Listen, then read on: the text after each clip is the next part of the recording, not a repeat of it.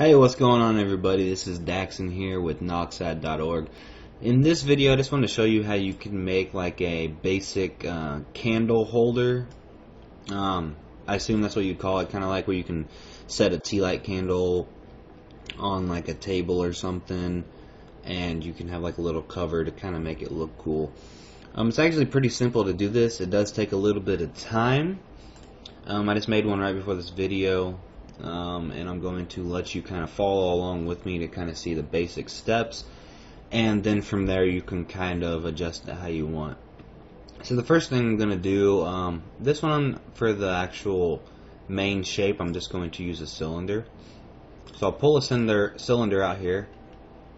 First thing I'm going to do is select it, and then come down here to the smart scale. And then you see it's 20 by 20, so we want those to be even. But we want to make it pretty big. Let's go on out here to like, let's just do 95 by 95.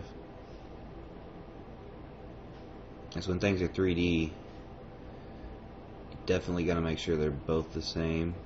So just kind of adjust it and slide it till, see, both of these numbers are 95 and 95. So that means it's a perfect circle, basically. Perfect cylinder, if you will. We click the little green check mark and get out of it.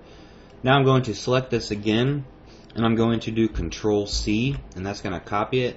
I can click out here and then Control V, and that will paste it, and then you can drag another one out.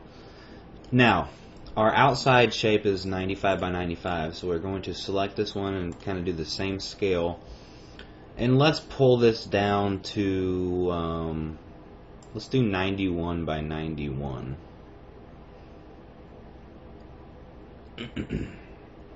Take just a second to kind of adjust it here. Alright, there we have 91.271 and 91.595. So that's pretty close. And now we're going to right click and drag with our mouse, and we're going to come up top.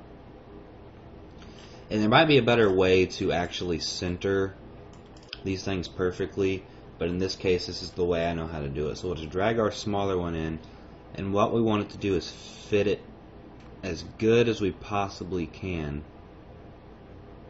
in the middle of the big one. So that looks pretty darn even to me.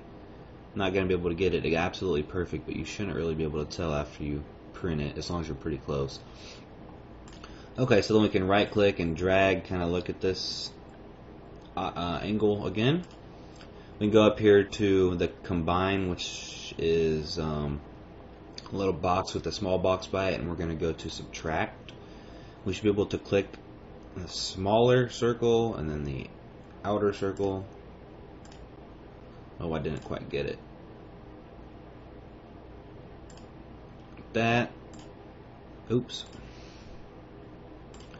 Sometimes it takes a few tries, especially when you have shapes that close. Okay,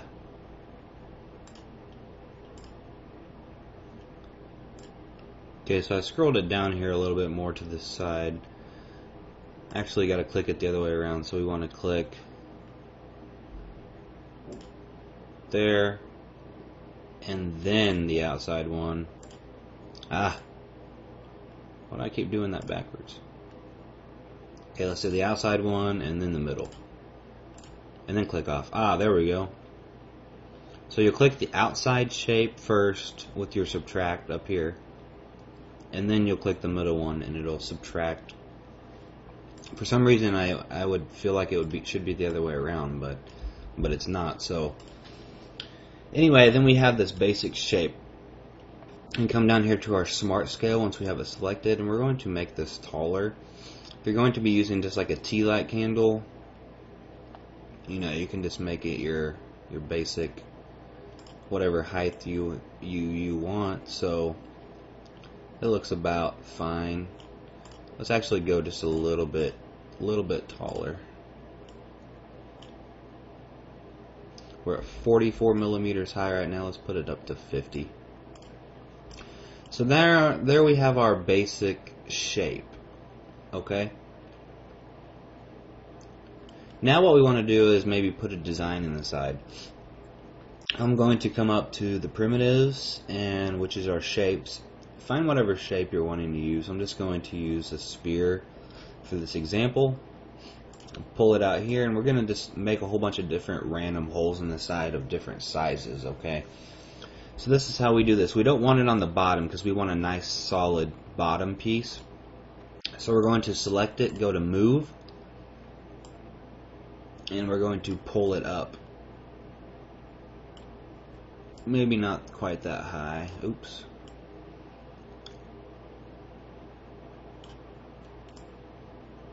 Right there, and we can click off of it when we're good.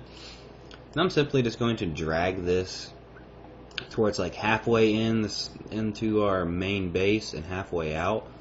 Okay.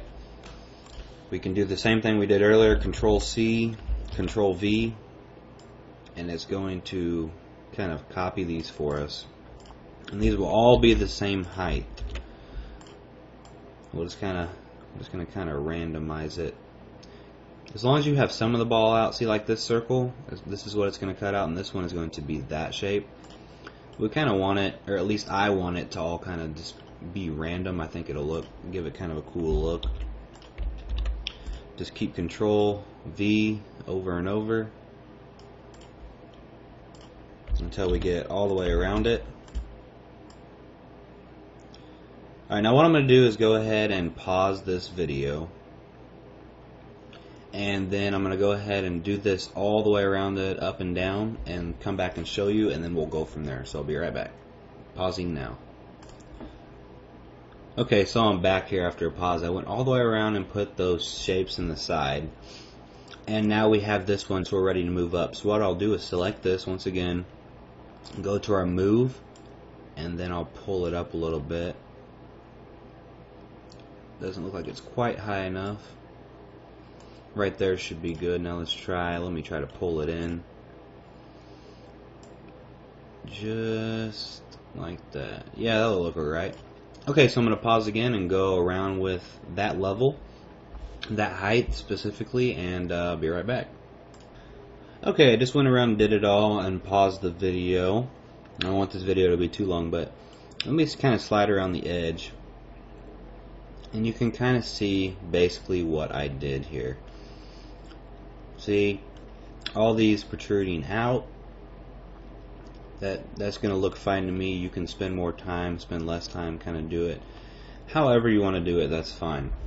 Now for our next step, I'm actually going to subtract these from the main shape so we get a whole bunch of different size holes. That's actually my goal for this. So I'm going to come up here to this combine tool once again, and then do a subtract, and we should be able to, wrong way again, Daxon. Click this, and then that, boom, now we have a cool looking hole there. So we'll just keep doing that, subtract, click the main shape, click the specific ball, and then click off, just like that.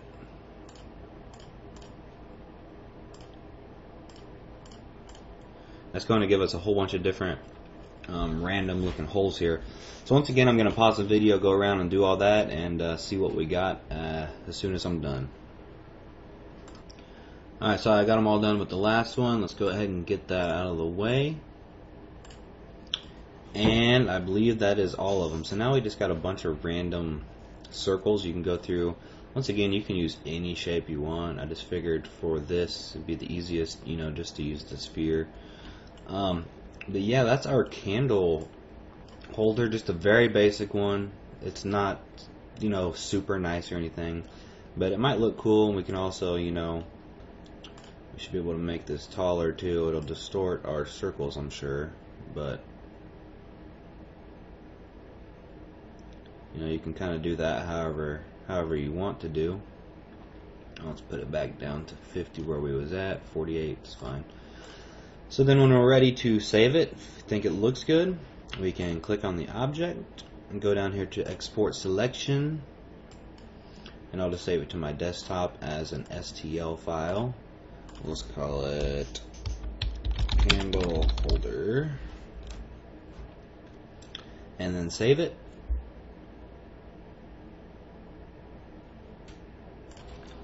Alright, so now I have loaded it up in Cura, which is what I use to export it as a G-code to my printer. If you want to know more about my printer, you can look at my other YouTube videos. I have the Monoprice Select Mini, and I have the Monoprice V2, which is basically twice the size bed print area. So this is what it'll look like. Once again, we can come in here and we can scale it for a final look, but it looks like it's going to take about an hour and a half if we're printing at 50 millimeters per second. So then what I'll do is just going to go to File, Save G-Code, and find my SD card. I'm going to delete something off here because my printer only wants to read so many files for whatever reason.